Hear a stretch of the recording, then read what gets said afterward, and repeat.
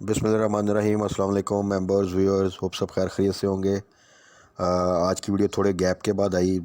थोड़ी सी तबीयत ख़राब थी, फ़ीवर और फ्लू। आपको पता है कुछ मौसम चेंज हो रहा है, इसलिए थोड़ी सी एहतियात करे हर बंदा, बिकॉज़ इस जो वेदर चेंज आता है इसमें ज़्यादा चांसेस होते हैं इस तरह के वायरल इन्फेक्शन का। तो बाकी अल्लाह ताला सबको अपने ज़ुबान में रखे। तो कल फ्राइडे है क्योंकि, और उसके बाद वीकेंड है, तो मैंने कहा एक ब्रीफ सी वीडियो एटलीस्ट जो सा बना दूँ। तो उसमें मार्केट को थोड़ा सा डिस्कस कर लेते हैं क्विकली, और कुछ स्टॉक्स को, एक तो टेक्नोलॉजी सेक्टर को एज ए होल थोड़ा सा ब्रीफ कर लेते हैं कि उसमें किसी का कोई इशू तो नहीं है, क्या स्ट्रेटजी होनी चाहिए एज अ होल। और कुछ स्टॉक्स को जहाँ पे कुछ ऐसे लेवल्स हैं जहाँ पे स्टॉप लॉस के साथ हमें ट्रेड करना जो सा वो ज़रूरी है। तो ये थोड़ा सा आज डिस्कस कर लेते हैं। तो सबसे पहले मार्केट की तरफ आ जाए। मार्केट ने 108 पॉजिटिव क्लोजिंग दी, वॉल्यूम कुछ बेहतर थे आज। तो आप देखें कि आईएमएफ के जो डील हुई उसके बाद जो थोड़ा सा एक वोलेटाइल सेशन रहा, और उसके बाद आस्ता आस्ता मार्केट अब अपने आप को जो सा वो बेहतर कर रही है। और सितंबर का आज फर्स्ट डे था, तो बेसिकली यही वो मंथ है जिसमें मैक्सिमम जो रिज़ल्ट हैं जितने भी पेंडिंग वो आएंगे। और ख़ास तौर पे कुछ आईटी सेक्टर के स्टॉक्स हैं मेजर, जिसमें टीआरजी है, नेटसोल है, टेली है, इनके रिज़ल्ट्स आने हैं। इसके अलावा आपके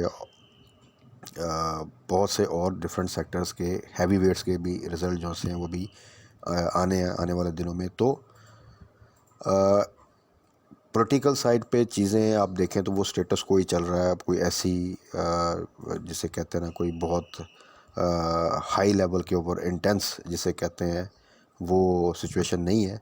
तो इसलिए अल्लाह करे कि ये चीज़ें ऐसे ही रहें। तो इस साइड से तो हमें थोड़ा सा एक जो प्रेशर आ सकता वो नहीं आएगा। दूसरी तरफ इकोनॉमिक साइड पे तो आपको पता है आईएमएफ की डील हो चुकी है।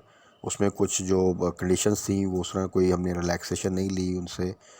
इवन जो ये फ्लड का सिचुएशन आई थी हमने डिस्कस किया था, लेकिन आने वाले दिनों में आपको मज़ीद जौन सा है वो फाइनेंशियल एड अब सिक्योर करने में आसानी होगी। तो इकोनॉमिक साइड पे भी चीज़ें इंशाल्लाह ताला होपफुली कोई ऐसी नेगेटिव जो सी है कोई न्यूज़ उम्मीद है कि नहीं आएगी। सो सितंबर के इस मंथ में हमने कोशिश और टारगेट ये हमारा होना चाहिए कि जो भी स्टॉक्स हमारे पास हैं, हम नज़र रखें कि उनकी बोर्ड मीटिंग की डेट कब आ रही है, और उनकी जो रिज़ल्ट अनाउंसमेंट की डेट है उससे पहले हमने अपनी पूरी स्ट्रेटजी प्लान की हो कि उस दिन हमने जौन सा उसमें से क्या एग्ज़िट लेना है, या स्टॉप लॉस लगाना है, या उसको होल्ड करना है। बिकॉज़ कि आपको पता है कि जो रिसेंट रिज़ल्ट्स आ रहे हैं, जितना मर्ज़ी अच्छा रिज़ल्ट आए, तो मार्केट में अगर उसका अच्छा पे आउट नहीं है तो एक दफ़ा डिप लेता है वो स्टॉक। और अगर उसका पे आउट बहुत अच्छा है तो रिज़ल्ट नॉर्मल भी है तो उसमें एक रैली बन जाती है। तो इस सारी सिचुएशन को मद्देनज़र रखते हुए हमारी स्ट्रेटजी ऐसी होनी चाहिए ताकि आइदर वे हम किसी किस्म के स्टक होने से बचें, और ऐसी प्लानिंग करके चलें या स्टॉप लॉस लगा के रखें कि अगर डिप आए तो हम पॉजिटिव साइड पे एग्ज़िट ले लें, और अगर उसका पे आउट अच्छा है तो वो पे जब रैली बने तो हमारे पास उसकी होल्डिंग हो। तो ये चीज़ें हम साथ साथ भी डिस्कस करते रहेंगे जैसे जैसे जो हम ख़ास तौर पर स्टॉक्स की बात करते हैं उनके रिज़ल्ट अनाउंसमेंट करीब आती जाएगी। बाकी कल के लिए फ्राइडे है, तो फ्राइडे में 2 ट्रेडिंग सेशन, एज सच कोई इतना इशू नहीं है। Hold your positions, be positive, stop loss के साथ। इंशाल्लाह ताला आप जहाँ पे जो डिप पे चीज़ें आ रही हैं उनको अकोमोडेट कर सकते हैं। ओवरऑल अगर देखा जाए तो again IT sector, refinery sector specifically, बहुत से दोस्त पूछ रहे हैं कि उसमें अब जो रैली है वो कब बनेगी, क्योंकि रिज़ल्ट्स तो बहुत आउटस्टैंडिंग है, लेकिन रिज़ल्ट्स के बाद वो रैली नहीं बन पा रही जो कि रिज़ल्ट से पहले एक उनमें एक गेन आया था। तो देखें, अगर आप देखें तो अटक ने, नेशनल रिफाइनरी, दोनों ने अच्छे पे आउट जो से अनाउंस किए डिविडेंड। तो उनकी एक्स डेट आ रही है तकरीबन 12, 13, 14 जो सितंबर को। तो इसका मतलब ये है कि उससे पहले एक दफ़ा इनमें एक जंप आएगा, रैली बनेगी, और उसमें पीएलएल का रिज़ल्ट भी बहुत आउटस्टैंडिंग है, उसका पे आउट तो कुछ नहीं था। तो सम हो अगर इनमें एक रैली नहीं बन रही, तो आप ये देखें कि नेगेटिव मार्केट में बहुत ज़्यादा डिप भी नहीं ले रहे, मींस कि उसमें स्ट्रॉन्ग बायर हैं, एकामुलेट हो रही हैं चीज़ें, और आने वाले दिनों में इसमें एक आप जंप देख सकते हैं। सो होल्ड योर पोजीशन, जो हमने स्टॉप लॉस सजेस्ट किए हुए हैं उनको लगा के आप होल्ड करें, तो आने वाले दिनों में जो टारगेट्स हमने सेट किए हुए हैं इंशाल्लाह ताला वो अचीव होंगे और आने वाले यही हफ्ता 10 दिन में किसी भी टाइम आप देखेंगे इनमें एक अच्छी मूवमेंट बन जाएगी। इसी तरह आईटी सेक्टर है, तो आईटी सेक्टर तो मैं कब से कह रहा हूँ कि जो भी आपने इन्वेस्टमेंट की हुई है, जो भी अमाउंट, उसकी जो एक रीज़नेबल परसेंटेज है वो आप आईटी सेक्टर की तरफ आहिस्ता आहिस्ता डिवर्ट करें। और जिनके पास ऑलरेडी आईटी सेक्टर में एक अच्छी इन्वेस्टमेंट है तो वो उसको फोकस करें, तो इंशाल्लाह ताला उसमें एक अच्छा गेन जो है मिल जाएगा। और आईटी सेक्टर को आप शॉर्ट टर्म के लिए भी लेके चलें तो फ़ायदा है, लॉन्ग टर्म के लिए लेके भी चलें तो बहुत फ़ायदा है। और इसकी वाज़ेह एग्जांपल आपने सिस्टम में देख लिया होगा कि मैं कितनी दफ़ा मेंशन करता था, जब ये 300 से 320 के आसपास था, वहाँ बार बार कहता रहा इसको ले लें और लॉन्ग टर्म के लिए लेके रखें। आज वही स्टॉक 400 प्लस पे खड़ा है ऑलरेडी, यानी तकरीबन आप कह लें कि 80 रुपीज़ का गेन ऑलरेडी है। और this is not the end, actual इसमें अभी फर्दर ग्रोथ जो सी है वो आप देखेंगे आने वाले दिनों में मज़ीद होगी। तो इसी तरह ही कुछ स्टॉक्स आपको थोड़ा सा पेशेंस चेक करते हैं। और जो लोग स्ट्रांगली होल्ड करते हैं, अगर उनको ये कंफर्म है कि फंडामेंटली ठीक है, सेक्टर वाइज भी ठीक है, बजट के हवाले से भी कोई इन पे कोई ऐसी ख़ास टैक्सेशन या कोई एडवर्स इफेक्ट नहीं है, तो फिर उसमें किसी किस्म की घबराने की बात नहीं। और ना ये देखने की बात है कि आज वो मेरा सेक्टर जो सा वो क्यों नहीं चला, या आज वो स्टॉक क्यों नहीं मूव किया जबकि बाकी मूव कर रहे थे, या वो 3 दिन में उसके में 5-6% का गेन क्यों नहीं आया। आप अगर टारगेट के साथ चल रहे हैं, मीडियम टू लॉन्ग टर्म चल रहे हैं, तो आपको आपका टारगेट मिलेगा। और हो सकता है उससे ज़्यादा बेहतर, जो आपने टारगेट सेट किया उससे ज़्यादा बेहतर गेन मिल जाए। बात सिर्फ पेशेंस की है, अच्छे लेवल पे एंट्री की है और अच्छे स्टॉक में एंट्री की है। तो टेक्नोलॉजी सेक्टर के लिए तो ये स्ट्रेटजी है, और वो आप मेरी पिछली वीडियो देख सकते हैं जिसमें पूरा हम एक्सप्लेन करते हैं। और बाकी वीकेंड की वीडियो में डिटेल इंशाल्लाह ताला उसको डिस्कस कर लेंगे। अब उसके बाद कुछ स्टॉक्स हैं जिनमें कुछ लेवल्स हैं जहाँ पर जो सा हमने कुछ उसकी स्ट्रेटजी अपनी जो सी है वो प्रॉपरली प्लान करनी है। उसमें सबसे पहले आ जाए नेशनल फूड्स।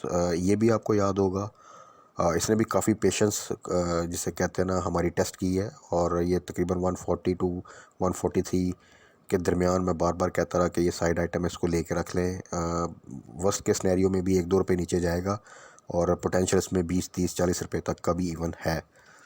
तो जिन दोस्तों ने लिया और उन्होंने स्पेशली वो प्राइवेटली भी मुझे मैसेज करते थे कि क्या स्ट्रेटजी, जब इसने 150 को क्रॉस किया तो मेरा यही था कि होल्ड करें, रिज़ल्ट तक हमने होल्ड करना है। और इसमें वो फिर स्ट्रेटजी जैसे ही डेट करीब आई, क्योंकि 8th को इसका रिज़ल्ट अनाउंसमेंट है, तो उससे पहले हम पे डिस्कस कर लेंगे कि वहाँ तक कितना गेन ये कर चुका है और हमने क्या उसको स्टॉप लॉस के साथ फिर होल्ड करना है, या उसमें से पार्शियल प्रॉफिट टेकिंग करनी है, या इसको प्रॉपरली हमने इसका जो भी है रिज़ल्ट अनाउंसमेंट के बाद भी इसको होल्ड करना है। तो अभी के लिए तो नेशनल फूड्स को बिल्कुल होल्ड करें आप। तकरीबन आप कह सकते हैं 160 पे ही खड़ा है ये तकरीबन। तो उसमें आप अभी के लिए स्ट्रेटजी है कि 150 का स्टॉप लॉस रखें। तो जिन दोस्तों ने भी 142, 143, 144, 45 पे भी एंट्री ली हुई है, तो आप ऑलरेडी अच्छे गेन में है, तो 150 का स्टॉप लॉस रखें, होल्ड करें। इंशाल्लाह ताला इसमें फ़र्दर अभी आप देखेंगे कि जैसे ही रिज़ल्ट डेट करीब आएगी इसमें फ़र्दर मूवमेंट भी आ जाएगी, प्रोवाइड बस मार्केट की थोड़ी सी सपोर्ट रहे तो इस स्ट्रेटजी के साथ हम आगे इसको फर्दर जो है नेक्स्ट वीक में प्रॉपर्ली डिस्कस कर लेंगे कि कहाँ पर हमने एग्ज़िट लेना और कौन सी स्ट्रेटजी फॉलो करनी है। अच्छा, इसी तरह शेल की तरफ आते हैं। अच्छा, शेल भी वो स्टॉक है, ओएमसीज में अगर आप देखें तो पीएसओ में एक अच्छी रैली बन गई थी, बट शेल में वो नहीं रैली बन रही थी। बट आपको याद होगा इसकी इनिशियल बाय कॉल हमने दी थी जब ये 113 112 के पास था। उसके बाद फिर जब ये 120 से नीचे जाता था तो मैं कहता था कि वहाँ पे आप बाय कर सकते हैं। जिन्होंने पहले बाय किया 120 का स्टॉप लॉस रखें, और जैसे ही वहाँ पे स्टॉप लॉस हिट हो नीचे आए 118 के पास, वहाँ पे दोबारा बाय बैक कर लें। तो उस स्ट्रेटजी में भी अगर आप देखें तो अभी देखें तो इस वीक में एक अच्छी जो है इसमें रैली बनी, 130 को भी क्रॉस किया। आज भी अगर देखें तो इसने 132 का जो है वो हाई लगाया, इनफैक्ट 132.5 का, और जो क्लोजिंग है वो भी तकरीबन आप कह लें तो 129.4 यानी 130 के पास ही थी। तो शेल में अब स्ट्रेटजी ये रखें कि इसका जो स्टॉप लॉस हम 120 पे रखते थे उसको वो आप ले जाए 125 पे, और 125 के स्टॉप लॉस के साथ आप इसको अब होल्ड करें। और जब इसकी क्लोजिंग 135 से ऊपर आ जाए तो फिर आपने अपना स्टॉप लॉस को ले जाना है 130 पे।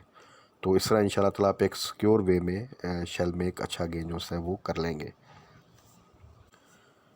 फाइनल वन है जी पीआरएल के साथ वही एज ए होल रिफाइनरी को आप डिस्कस कर रहे हैं। किसी भी रिफाइनरी जो मेजर है उसका आप डिस्कस कर लें तो समझ लें कि पूरी रिफाइनरी सेक्टर को ही डिस्कस कर लिया जाता है।